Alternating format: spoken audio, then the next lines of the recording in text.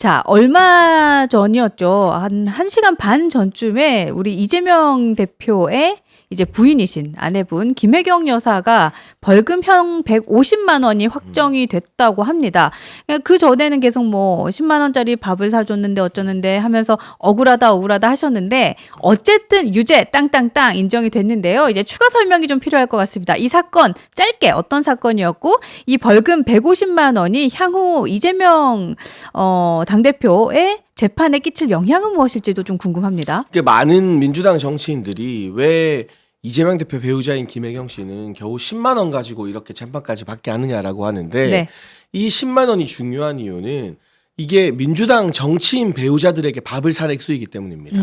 그러니까 우리나라 선거법에서 돈이나 식사, 선물 같은 걸로 상대방을 매수하고 우리 편으로 만들려고 하는 건 매우 엄하게 처벌을 해요. 네. 그러니까 이게 이재명 대표 대선 경선 때 민주당 주요 정치인 배우자들 밥값을 김혜경 씨가 낸 건데 이거는 10만 원이 아니라 얼마라도 밥으로 어떤 물질적 대가로 환심을 살려고 한 것이기 때문에 공직선거법상 매우 중하게 처벌받고 150만 원이 나왔다는 건 네. 이게 정치인의 경우 100만 원이면 의원직이 박탈돼요. 네.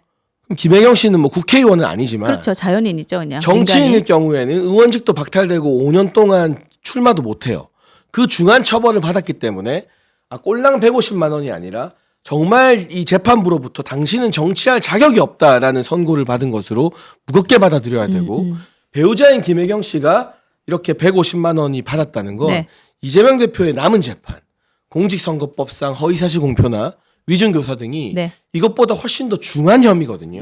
그러면 일각에서 기대하는 것과 다르게 의원직 박탈과 대선 못 나오는 100만 원 이상의 중형이 선고될 가능성이 훨씬 더 높아져서 이 14일 오늘 재판의 결과가 네. 이재명 대표에게도 좀 아문이 들이우는 그런 전초전이라고 볼 수 있고 또 한 가지 김혜경 씨가 경기도 법카로 소고기도 사고 네. 쌀국수도 사고 네. 뭐 과일도 사고 했던 것은 아직 재판에 안 올랐어요. 그러니까 마치 김혜경이 잘못한 건 10만 원밖에 없다. 네. 이거는 소위 말하는 민주당과 좌파들의 잘못된 프레임입니다.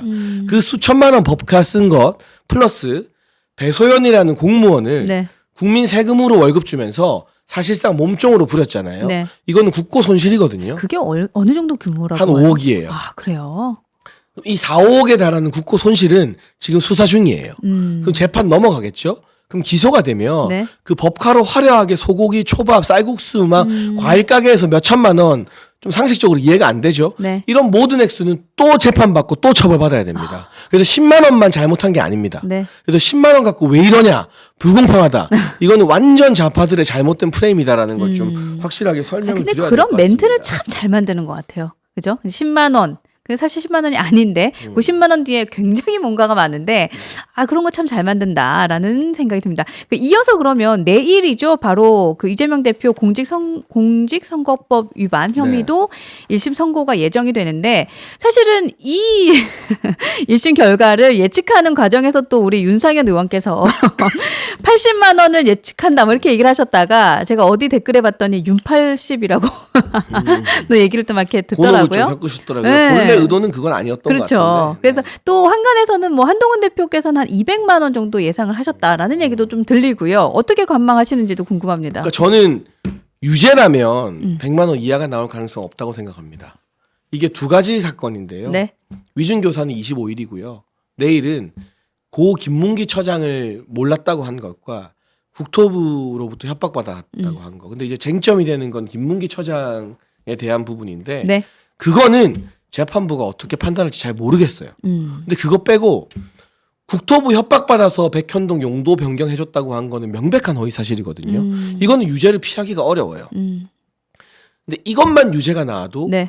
법적으로 100만 원 이하를 줄 수가 없대요. 그러니까요. 왜냐하면은 범죄를 인정도 안 했고 반성도 안 했고 그러니까 부인하고 있기 감경에 때문에 대한 사유가 하나도 없는 거죠. 그래서 최소 200만 원 이상이 나올 것이다라는 게 법조인들의 중론이고 네.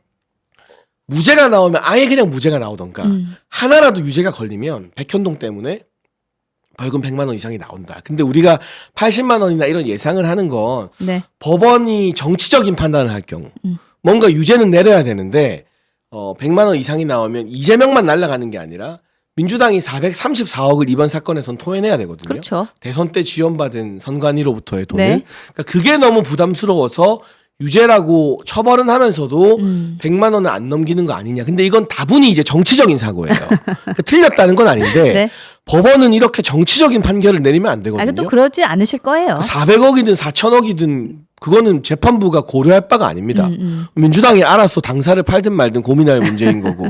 그렇기 때문에 법리에만 의거해서 판단을 내리면 네. 만에 하나 완전 무죄가 나오면 나오지 하나라도 백현동이 유죄가 되면 80만 원 같은 애매한 숫자는 나오지 않고 200만 원 이상일 가능성이 대단히 높다고 생각합니다. 이은경님께서 11월은 국수 먹는 날. 잔치국수 많이 먹어야죠. 잔치국수. 네. 그냥 뭐 국수 맛있잖아요. 그냥 그런 의미라고 보시면 되고요.